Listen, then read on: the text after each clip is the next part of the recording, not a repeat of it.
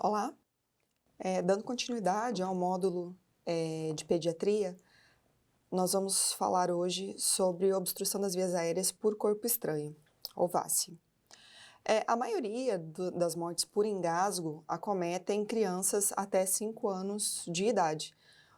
Porém, não é difícil a gente encontrar crianças maiores, adolescentes, adultos, também vítimas de engasgo. Aproximadamente 65% das mortes por engasgo acometem lactentes, crianças menores de 1 ano, em sua grande maioria por obstrução da via aérea pelos mais variados objetos, né, desde líquidos, como leite, né, no caso do lactente, até brinquedos, objetos do domicílio, principalmente balões, pipoca, alguns brinquedos, e os mais variados objetos a gente vai poder encontrar como sendo causadores da obstrução da via aérea, tanto em crianças quanto em adultos. O quadro ele se caracteriza basicamente por um início súbito de falta de ar. É aquele caso da criança que estava bem ou do adulto que estava bem conversando, né, brincando, numa situação normal, cotidiana, e de uma maneira súbita inicia um quadro de falta de ar.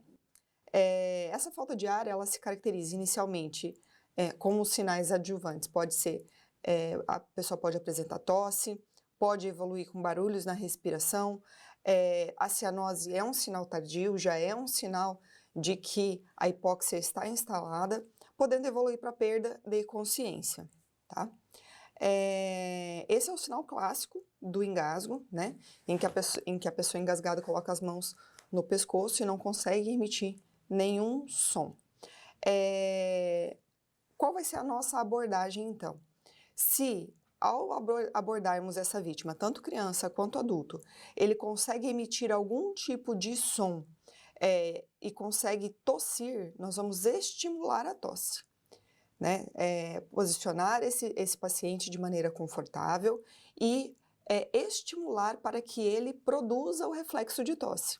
O reflexo de tosse vai fazer pressão negativa de dentro da árvore traqueobrônquica para fora, na tentativa de expulsar o corpo estranho. Então, se for um bebê, a gente vai segurar esse bebê de maneira confortável no nosso colo, apoiar o dorso entre o nosso corpo e a nossa mão e estimular com que ele produza essa pressão negativa na árvore traqueobrônquica através da tosse, tá? Uma outra situação é se essa vítima não consegue falar ou a tosse é ineficiente. Eu estou do lado dela e eu não ouço nenhum barulho saindo da via aérea. Então isso significa que eu tenho uma obstrução total da via aérea.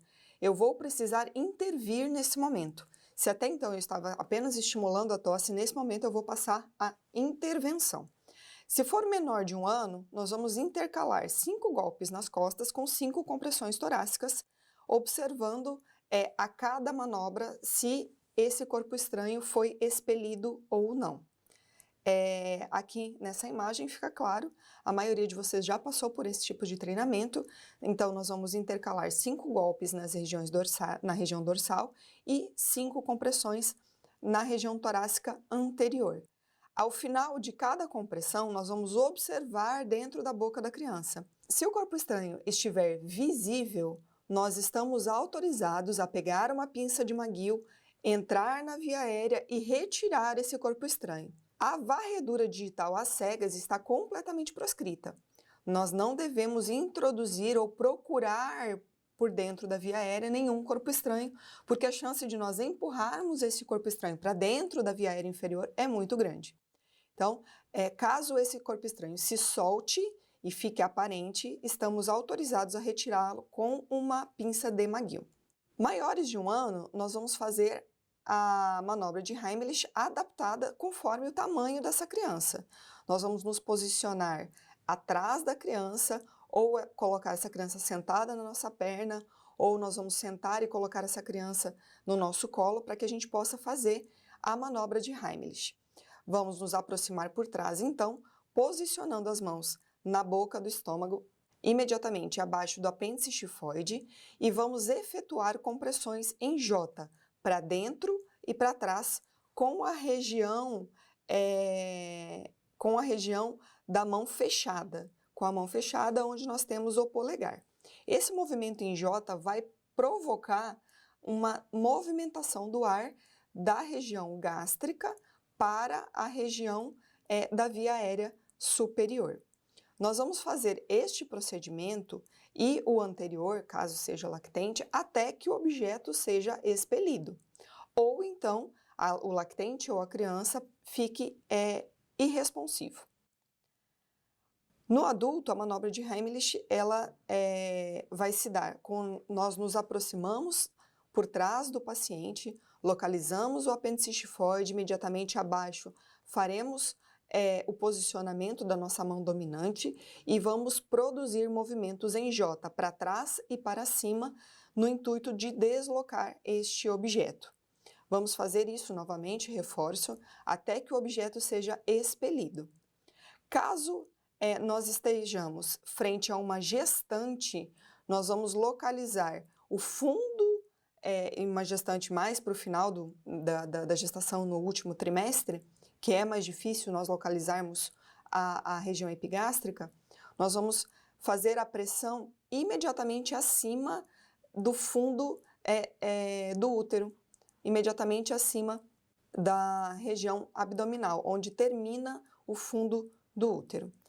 Pode ser que essa região, no momento da compressão, seja em cima do externo. Não tem problema, a gente vai fazer a compressão da mesma maneira. É importante que em todas as manobras que nós formos fazer, principalmente em pacientes adultos, que nós estejamos firmemente posicionados, né? Um pé à frente, o outro atrás, porque se esse paciente evoluir com inconsciência, nós vamos precisar posicioná-lo ao chão para prosseguir com as manobras. O mesmo que a gente faz com a gestante, a gente vai fazer no caso de pacientes obesos, né, em que nós não conseguimos localizar a região epigástrica da mesma maneira que um paciente mais eutrófico. Nós vamos localizar o fundo, o alto da barriga e em cima da região external vamos fazer as compressões. Da mesma maneira, forte e para trás. Se a vítima, então, seja ela lactente, adolescente, adulto, obeso, gestante, evoluir com irresponsividade, deixar de responder, ou seja, entrar em inconsciência, nós vamos iniciar as manobras de reanimação com compressões torácicas, da mesma maneira que nós faríamos as compressões na reanimação cardiopulmonar. Volto a frisar que se o corpo estranho estiver visível, ele deve ser removido, independente do momento em que nós estamos atuando. Se for no início, se a pessoa estiver consciente ou inconsciente.